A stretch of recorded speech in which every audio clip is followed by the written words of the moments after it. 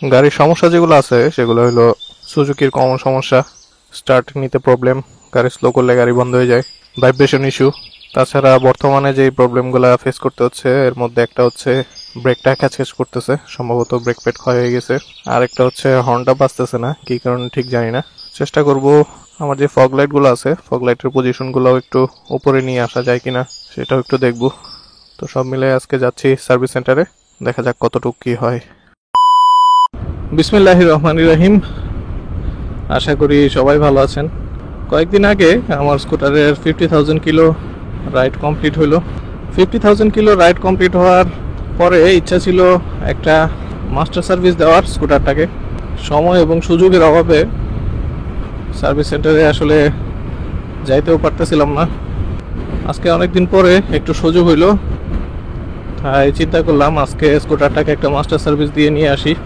সমস্যা যেটা হয়েছে সেটা হচ্ছে নবাবগঞ্জের যেই সুজুকির সার্ভিস সেন্টার ওইখানে আসলে স্কুটারের জন্য ভালো টেকনিশিয়ান নাই, সেই কারণে আমাকে ঢাকায় যাইতে হচ্ছে। এখন ঢাকার ভিতরে সুজুকি সার্ভিস ক্যাফেতে এরা তো আবার নবাব, ভোরবেলায় গিয়ে সিরিয়াল না ধরলে এদের সিরিয়াল পাওয়া মুশকিল।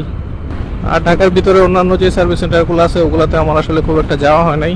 আর অফিসিয়াল সার্ভিস সেন্টারের পূর্ব অভিজ্ঞতাও আমার খুব একটা ভালো না, যেই কারণে আজকে একটা আনঅফিসিয়াল সার্ভিস সেন্টারেই যাচ্ছি। স্কুটারে বর্তমানে কি কি প্রবলেম ফেস করতেছি সেগুলো ভিডিও শুরুতেই আপনারা দেখছেন। ওই মেজর সমস্যাগুলো ছাড়াও আরও কিছু টুকটাক সমস্যা আছে।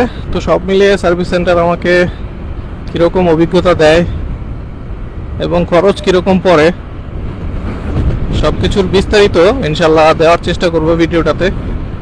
এমনিতেই বাসা থেকে বের হইতে লেট করে ফেলছি, তবুও আশা করব ঠিক সময় যেন পৌঁছাতে পারি। তো এখানে আর কথা বাড়াবো না, একদম ক্যামেরা অন করব সার্ভিস সেন্টারে গিয়ে। স্কুটারের মাস্টার সার্ভিস করাইতে এবার আসছি স্যাম অটোজোনে।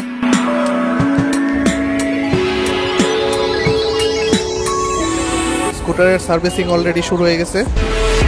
মাহমুদ ভাই যত্ন নিয়ে দেখতেছে কোন কোন জায়গায় সমস্যাগুলো আছে। এই হচ্ছে আমার স্কুটারের বর্তমান অবস্থা,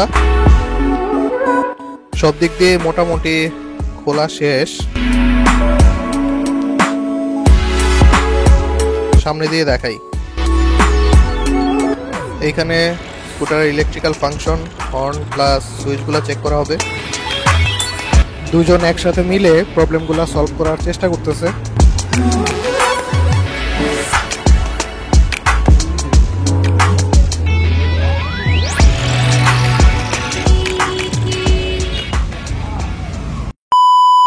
সার্ভিসিং করাইতে আসছিলাম 11টার দিকে, আর সার্ভিসিং করায় এখন বাসায় যাচ্ছি 6:30 বাজে অলরেডি।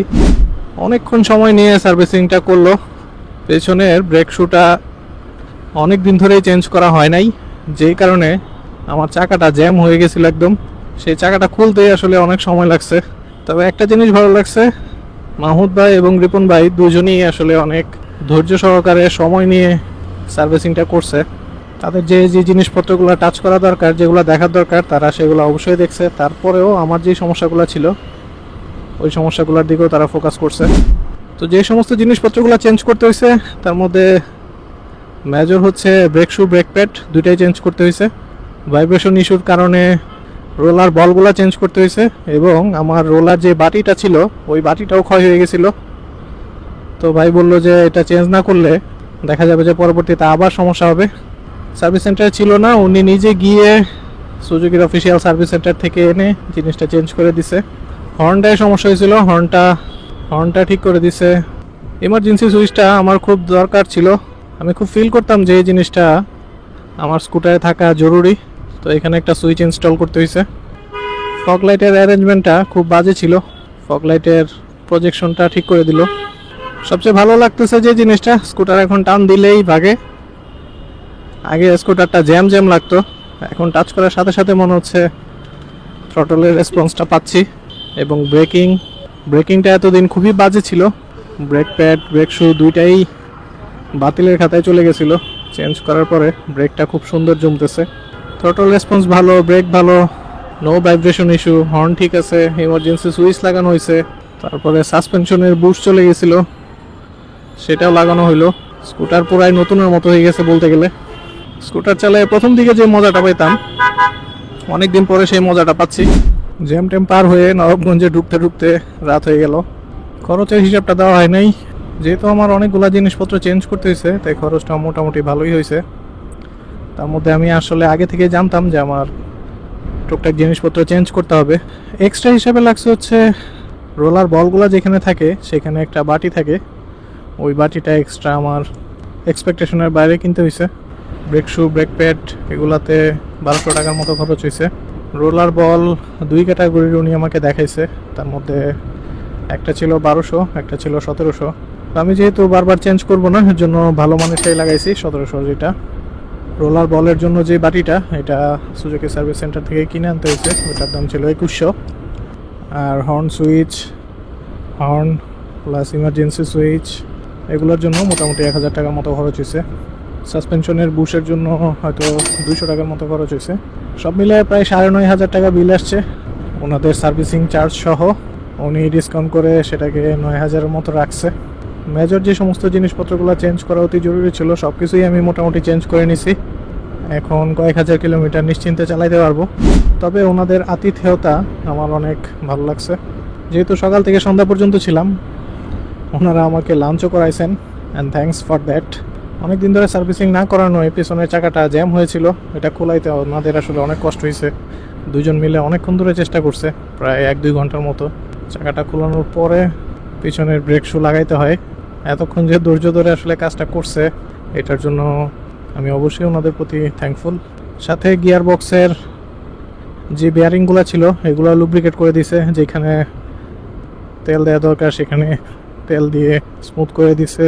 স্টার্টিংয়ে যে প্রবলেমটা হইতো, প্লাস গতি কমায় ফেললে যে স্কুটার বারবার বন্ধ হয়ে যেত, এই সমস্যাটার যে মেইন কারণ সেটা উনি আইডেন্টিফাই করছে।